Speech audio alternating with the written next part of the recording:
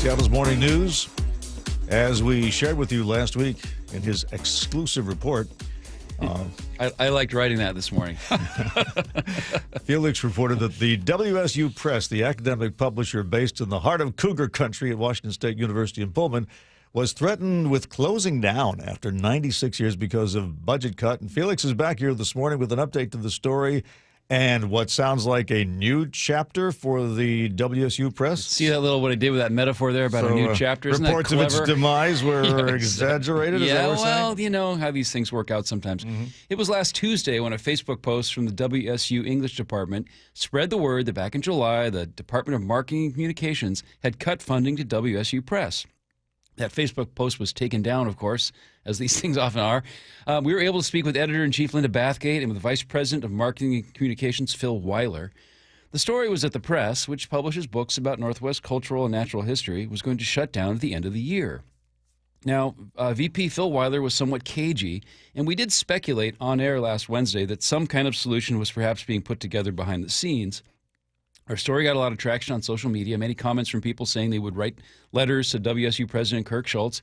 I know of a few people who definitely did that.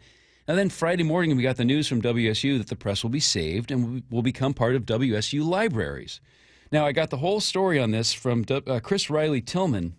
He's WSU's very new provost and executive vice president. He said a solution had, in fact, been in the works for weeks.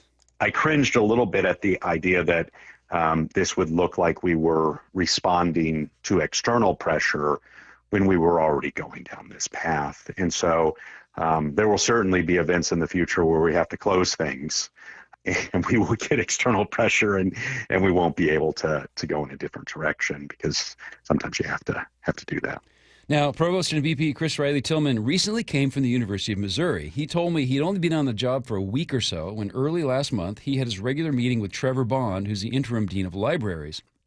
The plight of WSU Press, of course, came up in that meeting. I had been informed that the plan was to close the press, and this had happened at my previous university as well, and I suspected that it would end up being a bit more controversial, and so I don't know if he brought it up or I brought it up, but we talked about it. I just wanted a little bit more background and information, and obviously I talked to a lot of other people too to try to get a feel for the meaning of the press and the meaning of the press to the region. Now, Chris Riley Tillman, who's the new provost of VP, and Trevor Bond of the libraries, essentially made this whole thing happen by identifying some funds within WSU libraries. Now, the timing where this was all happening in July and August, we were reporting last week on this whole possible shuttering of the whole thing. Riley Tillman says the changing of the guard for his position, he's very new on the job, and the library's position contributed to the delay and the sharing of the news and made it all look kind of choppy from the outside. Now, there's still some specifics to iron out and what the structure will be like, what functions library staff will assist with, and what Chris Riley Tillman describes as modernizing the operations of WSU Press. I think there's that mixed piece, and by pairing it with the libraries, you have a lot of the talent that exists within that unit, and I think putting the two next to each other allows for a more exciting future than when it's more isolated.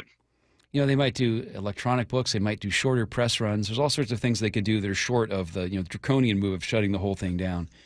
Now, WSU Press, of course, isn't the only academic press in the country. There's many, many hundreds, actually. I also talked to Peter Berkery.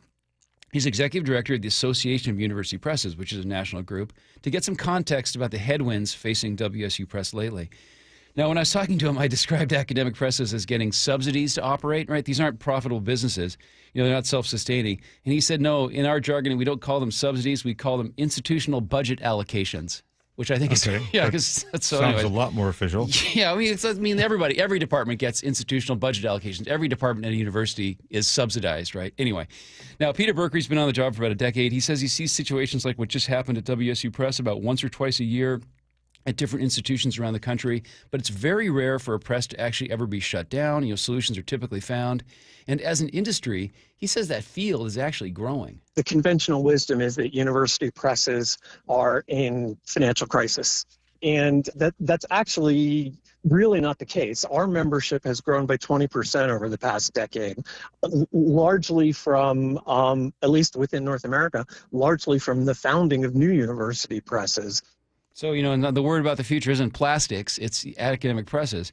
Now, and as I mentioned, WSU Press had been part of the Department of Marketing and Communications. Now, compared with other academic presses in the U.S., Peter Berkery of that association says that may not have been the best place for it. We do a survey of our member presses reporting relationships, and at least in North America, the overwhelming majority of our presses report either into a dean of libraries, library director, or into the provost's office. So this was an unusual relationship. And in the actual numbers, they found that just 4 academic presses report to marketing and communications, while 40 report to the provost and 48 report to libraries. So it makes perfect sense.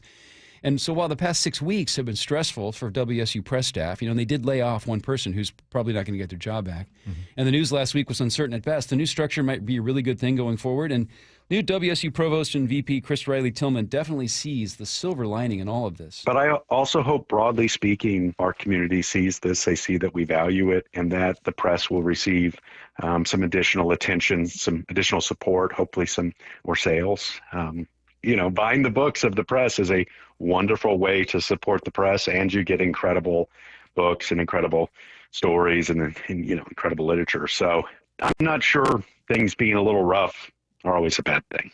So, like when something's threatened, people appreciate it more, like the National Archives or the Gargoyles, for instance, which, of course, everyone loves now because they're never coming back. So that's right. I brought those up before you could, Dave. Yeah, because I was going to say that, yes. I was going to say, well, it looks like you helped save the Gargoyles yet again. I think I just reported on something that was going on. I don't know if we helped it at all, but we definitely brought a little daylight onto the process. Feliks Banel, all his features at mynorthwest.com.